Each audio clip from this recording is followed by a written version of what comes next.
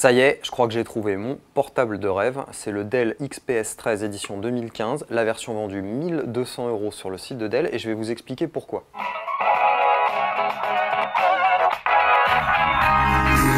Cet ultra portable a un écran 13 pouces Full HD mat et a les proportions d'un PC portable 12 pouces. Donc petit gabarit, petit poids, épaisseur relativement contenue. Bonne configuration aussi pour pouvoir faire de la bureautique, pour pouvoir faire du multimédia, pour pouvoir regarder des vidéos, etc.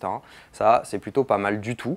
Et surtout, ce qui a retenu notre attention, c'est son excellente endurance. Le modèle qu'on avait eu juste avant était beaucoup plus haut de gamme, avec un écran tactile, plus haute définition d'image, et tenait pas trop la route question endurance, mais alors celui-là tient quasiment 9 heures. Et c'est un exploit, parce que pour le moment, on n'avait pas eu beaucoup de PC ultra portables tenant autant de temps sur batterie.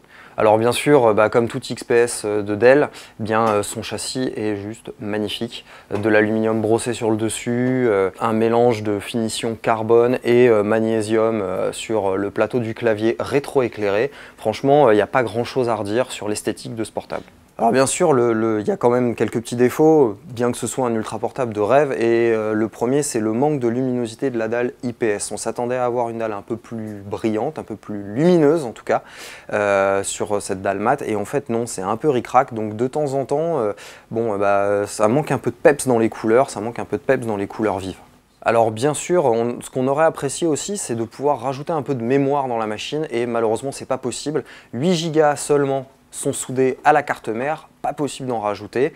En revanche, les 256 Go de SSD inclus dans la machine, eux, peuvent être augmentés, mais il faudra les remplacer par une autre barrette. C'est une barrette M2, un nouveau format, enfin un nouveau qui est quand même là depuis un an, mais c'est un format assez facile à trouver dans le commerce en pièces détachées, et on pourra augmenter la capacité jusqu'à 512, voire peut-être même 1 Tera quand les barrettes au format M2 seront de sortie.